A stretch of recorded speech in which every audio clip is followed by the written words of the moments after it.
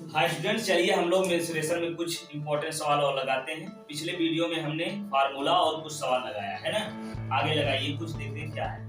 एक लंबवृत्तीय शंक्वाकार तंबू के आधार का क्षेत्रफल 154 वर्ग मीटर, आधार का क्षेत्रफल दिया हुआ है तथा आयतन 1232 वर्ग मीटर है। ठीक, इसको बनाने में आवश्यक किरमिच का क्षेत्रफल निकालना। इसको बनाने में लंबवृत्तीय शंक्वाकार तंबू को बनाने में, है ना, तो तंबू के किरमिच का क्षेत्रफल या वक्रपृष्ठ या पृष्ठीय क्षेत्रफल, तीनों एक ही बात है।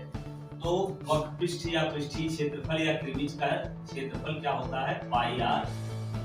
तो हमको चाहिए त्रिज्या और तिर्यक लंबाई। ठीक, तो सबसे पहले मान लेते हैं कि माना शंक्वाकार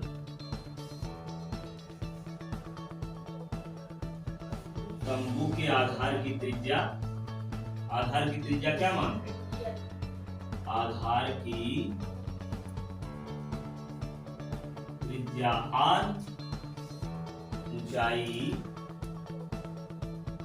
h और तिर्यक लंबाई क्या होती है, n। ठीक, अब देखिए आधार का क्षेत्रफल दिया हुआ है, तो यहां लिखेंगे आधार का क्षेत्रफल। आधार का क्षेत्रफल कितना दिया हुआ है, 154 वर्ग मीटर, है ना। अब आधार का क्षेत्रफल सूत्र लगा दो, क्या होता है, पाई आर स्क्वायर। ठीक, अब ये आएगा 100, अब इसको साफ कर लो, 22/7। जब तक पाई का मान प्रश्न में कुछ ना कहा जाए कि इतना रखिए 3.14, है ना, तो आप 22/7 ही रखोगे। तो 22/7 ये हो गया आर स्क्वायर 100। अब यहाँ से आर स्क्वायर बराबर क्या मिलेगा, 154। अब देखिए 7 ऊपर हो गया और 22 नीचे, इसको 2 से काटो या 11 से ही काटो पहले, तो 11 दूनी 22 और यहाँ काटो 11 11 11 44 हो गया। अब 2 से काटो इसको, 2 सते 14, तो ये हो गया आर स्क्वायर बराबर क्या मिला, तब क्या बचा यहाँ 7 और 7। ठीक, तो यहाँ से r का देखिए आर स्क्वायर है ना, तो इसका क्या करेंगे, वर्गमूल निकालेंगे। ये मिल गया 7 × 7, कितना मिला 7। ये हो गई 7 क्या त्रिज्या 7। ठीक है, अब देखिए इसके अलावा इसमें दिया हुआ है क्या, आयतन। तो शंक्वाकार तंबू लिखिए या शंकु लिखिए, है ना, शंकु का आयतन, शंकु का आयतन, शंकु का आयतन कितना दिया है, 1232 घन मीटर, है ना। आयतन शंकु का कितना होता है, 1/3 पाई आर स्क्वायर। ठीक, ये मिल गया 1200।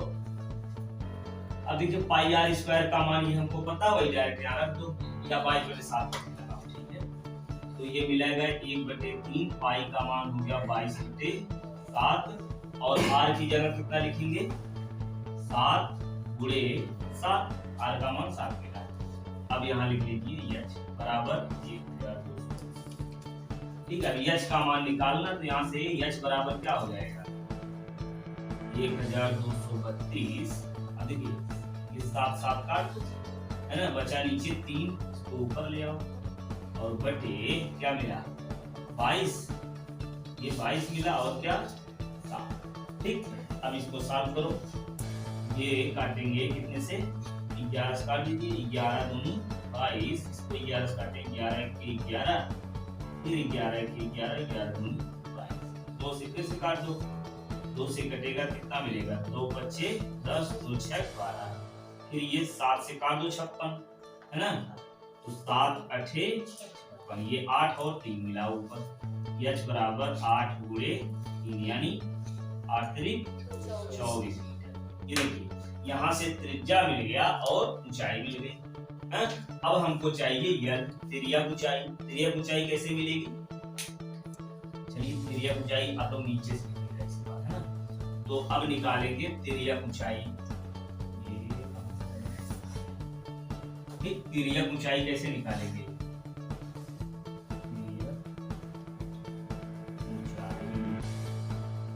यल बराबर क्या होगा? H square plus r square, यही होता है ना। और एच कितना होगा? 24 का वर्ग कीजिए, कितना आएगा? 24 का वर्ग। और आर जो है कितना हो गया? 7 है, 7 का वर्ग कर लीजिए। ठीक, 24 का वर्ग कितना बना? 24 गुणे 24 करो, कितना आया? 4 चौक 16 और 4 दूनी 8 1 9, 4 दूनी 8 और 2 दूना 4। अब इसको जोड़ लीजिए, 6 9 8 17 4 1 5। तो कितना हो गया? 500 और प्लस 7 सते 50। अब इसको सॉल्व कर लो, कितना आएगा? जोड़िए, 9 6 15 और 7 4 11 1 12 5 1 6। अब ये हो गया 625। अब हम जानते हैं 25 गुणे 25 कर लो इसको, तो यल बराबर आ जाएगा 25 मीटर। ठीक है, ये मिल गया, आया। अब देखिए यल भी मिल गया, आर भी मिल गया। अब हमको निकालना है त्रिमिज का क्षेत्रफल। अब निकाल लेते हैं त्रिमिज का क्षेत्रफल।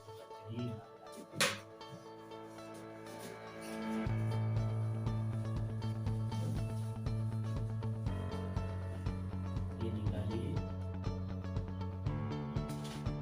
त्रिमिज का क्षेत्रफल क्या होगा? पाई आर यल। पाई का मान 22/7 और आर 7, यल कितना है? ये अभी निकाला 25। इस 7 से 7 कट गया, ये बचा 22 गुणे 25। 25 दूनी 50, 25 दूनी 50 5 55, क्या आ गया? वर्ग मीटर। तो ये मिल गया हमारा उत्तर। ठीक, चलिए इसके बाद अगला सवाल देखते हैं। देखिए इसमें क्या कह रहा है अगला सवाल, दो ठोस लंबवृत्तीय शंकु समान ऊंचाई के हैं। लंबवृत्तीय शंकु है ना, जो समान ऊंचाई के हैं। आधारों की त्रिज्याएं R1 और R2 हैं। उन्हें गलाकर समान ऊंचाई के एक बेलन के रूप में परिवर्तित किया जाता है। तो सिद्ध कीजिए बेलन के आधार की त्रिज्या ये होगी √R1² + R2²/3। ठीक, तो अब क्या करेंगे? पहले ऊंचाई मान लीजिए, समान ऊंचाई है ना, तो माना क्या दिया हुआ है? लंबवृत्तीय शंकु। माना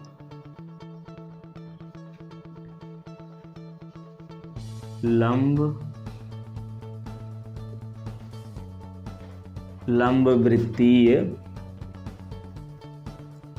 शंकु की ऊंचाई, अच्छा 2 शंकु दिया हुआ है ना, तो यहां लिखिए पहले शंकु के, है ना।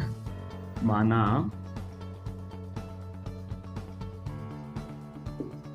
पहले लंबवृत्तीय शंकु की ऊंचाई h और त्रिज्या R1 है। ठीक, अब दूसरे लंबवृत्तीय शंकु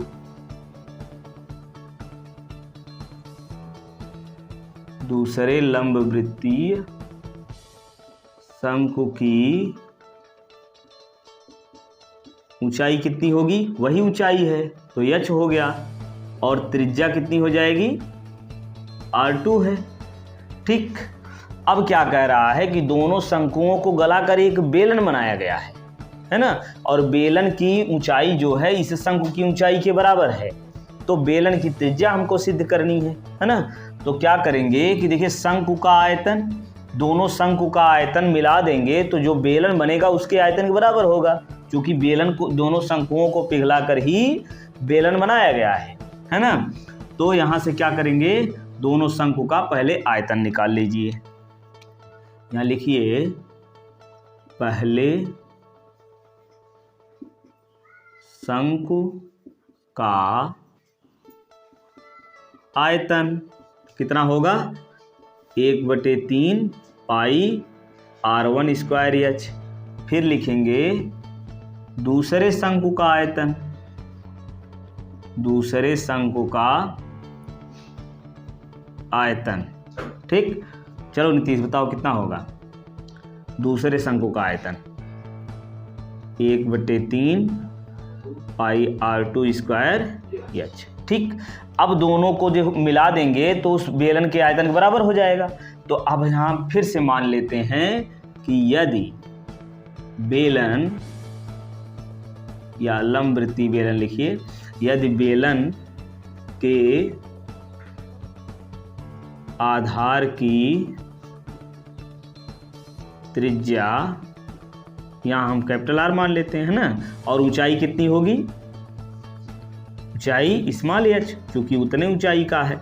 ठीक है, तो बेलन का आयतन निकालिए। यहाँ बेलन का आयतन, या डायरेक्ट लिख दीजिए बेलन का आयतन कितना होगा, दोनों शंकुओं के आयतन के योग के बराबर होगा कि नहीं होगा, क्योंकि दोनों शंकु को पिघलाकर ही बेलन बनाया गया है।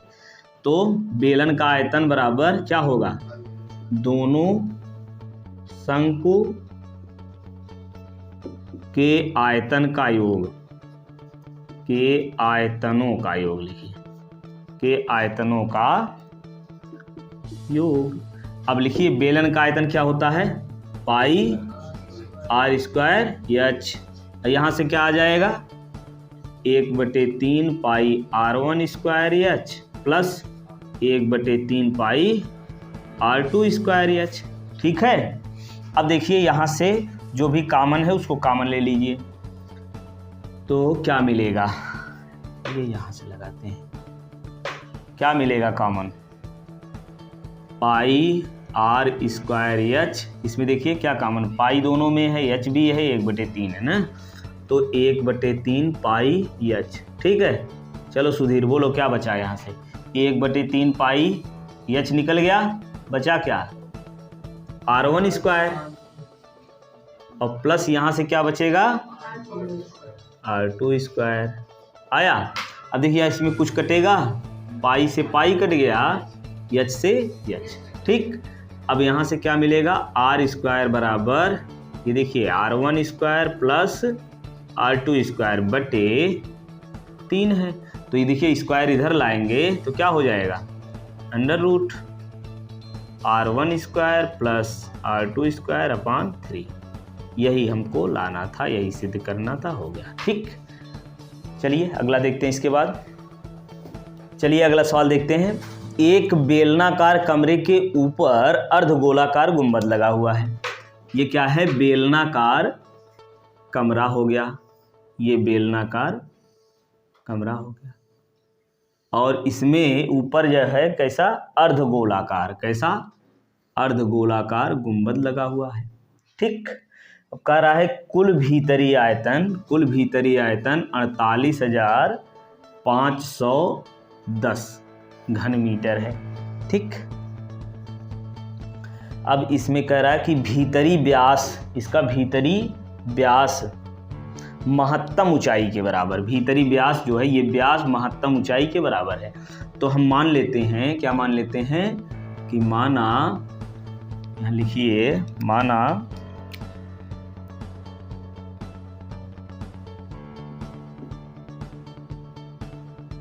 आधार की त्रिज्या, माना आधार की त्रिज्या r, ऊंचाई h है। ठीक है, माना कमरे की, यहाँ लिखिए माना कमरे के आधार की त्रिज्या r, ऊंचाई h है। ठीक है, तो देखिए ये त्रिज्या जो है ये बन गई r, है ना, ऊंचाई हमने मान लिया h। ठीक, तो ये ऊंचाई देखिए, ये त्रिज्या ये भी वही होगी, है ना, r जितना है इतना ये भी होगा, है ना, चूंकि ये वही है जो आधार नीचे होगा। तो अब देखिए प्रश्न में क्या कह रहा है, व्यास बराबर जो है वो किसके है, महत्तम ऊंचाई के। महत्तम ऊंचाई मतलब ये, फिर ये, इतना देखिए h है, ऊपर r है, तो कितना हो जाएगा, या पहले हिंदी में लिख लीजिए, महत्तम ऊंचाई। ठीक, अब व्यास कितना हो गया, 2r, महत्तम ऊंचाई कितनी बन जाएगी, h प्लस r, है ना, 2r या r प्लस r कर लीजिए। व्यास बराबर क्या होगा देखिए, इधर r दोनों मिलकर के 2r ना, एक r यहाँ से काट दीजिए तो क्या मिलेगा, h r बराबर h लिखिए या h बराबर r बराबर h मिल गया, समीकरण 1 बना लो। ठीक, त्रिज्या और ऊंचाई मिल गई। अब कह रहा है पूरी आकृति का आयतन, पूरा आयतन जो है इतना दिया हुआ है 48,510। तो अब क्या करेंगे, पूरा आयतन कितना होगा, इस बेलन के आयतन और ऊपर अर्धगोले के आयतन के योग के बराबर है ना। तो यहाँ से लिखिए क्या, ये बेलन का या कुल, क्या प्रश्न में दिया हुआ है, भीतरी आयतन है ना, तो यहाँ लिखिए कुल भीतरी आयतन, कुल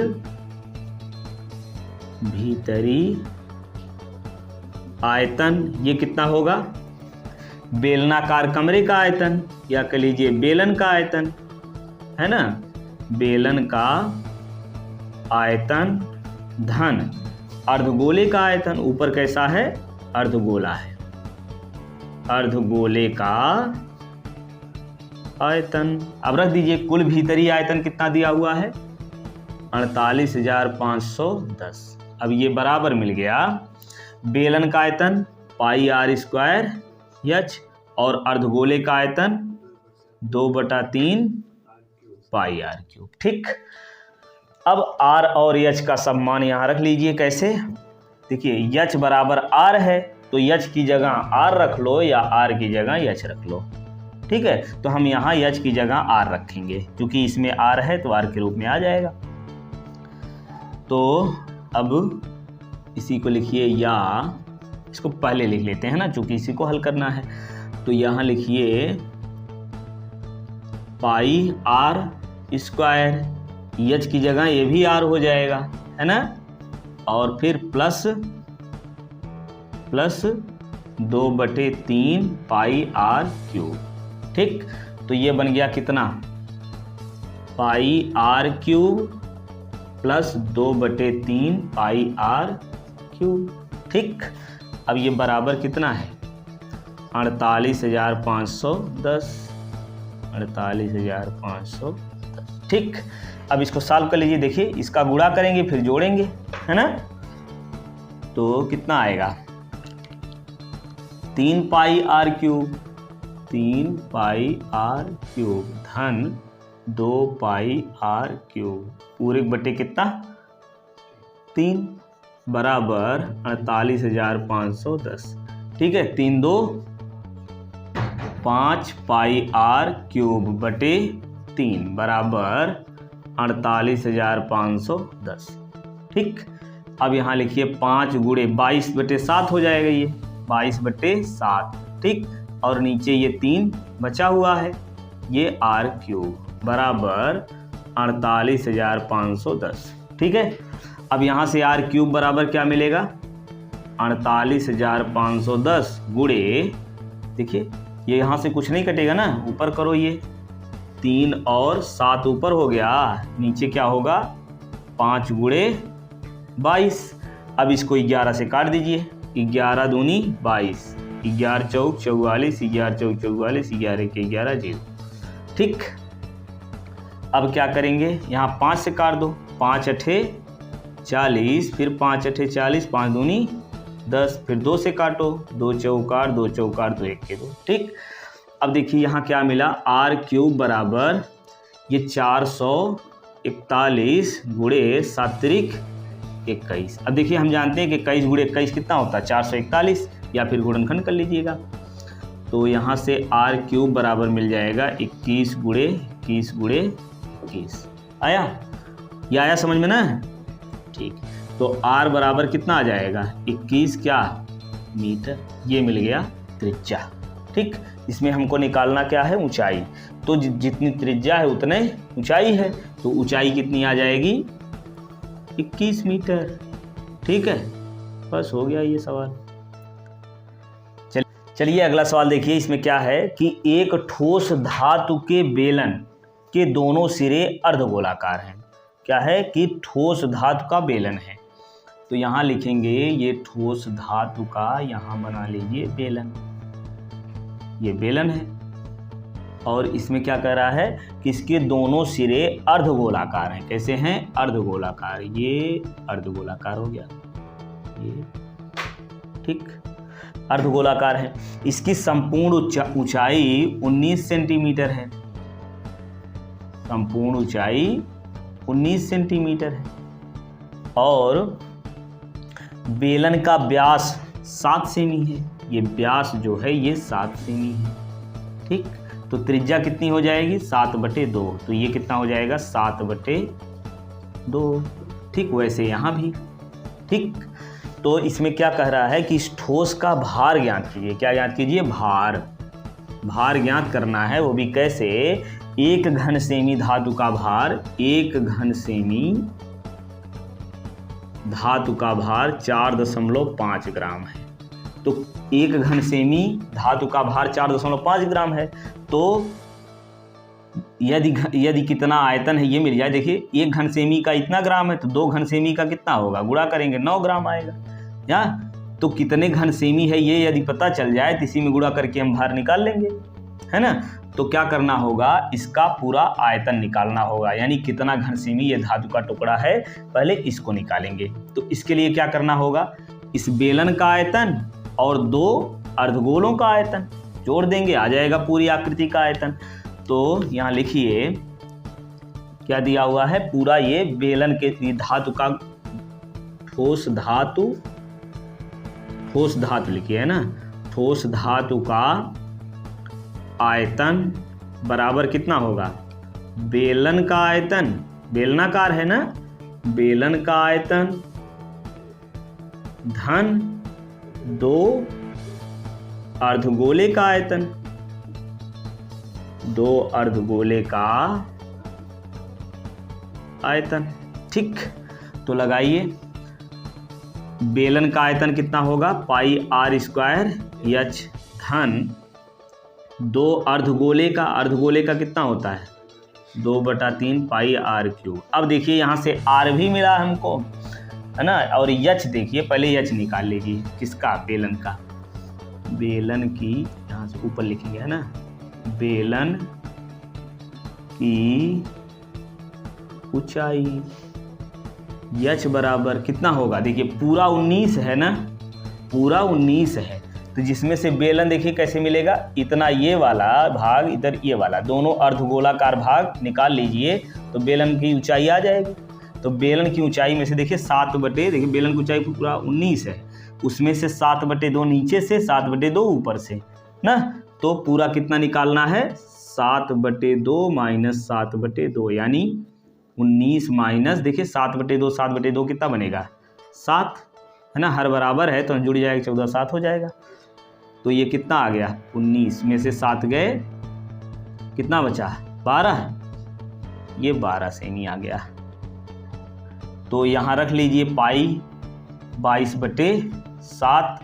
आर कितना है? त्रिज्या कितनी है? 7/2। अब 2 बार लिखेंगे इसको। ऊंचाई कितनी मिल गई? 12 धन 2 गुणे 22 कितना है? 3/2 और पाई का हो जाएगा 22/7। आर कितना लिखेंगे? 7/2। कितनी बार? 3 बार। ठीक है, ये 7 से 7 काट दीजिए, ये 7 से 7 इसको काट दीजिए, 2 से इसको काटिए, 11 हो गया, है ना। अब फिर इस 2 से काटेंगे, यहाँ 6 मिलेगा। 2 से ये देखिए 2 इधर से कट गया, फिर 2 से काट दो, ये 11 हो गया, है ना। अब जो भी बचा है इसको अच्छे से लिख लीजिए। क्या बचा? 11 गुणे 7 गुणे 6 बचा ना। अब इसको गुणा कीजिए जल्दी से, और प्लस इधर कितना मिलेगा? 11 गुणे 7 सते 49, है ना। 7 सते 49 और बटे में क्या मिला है? 3।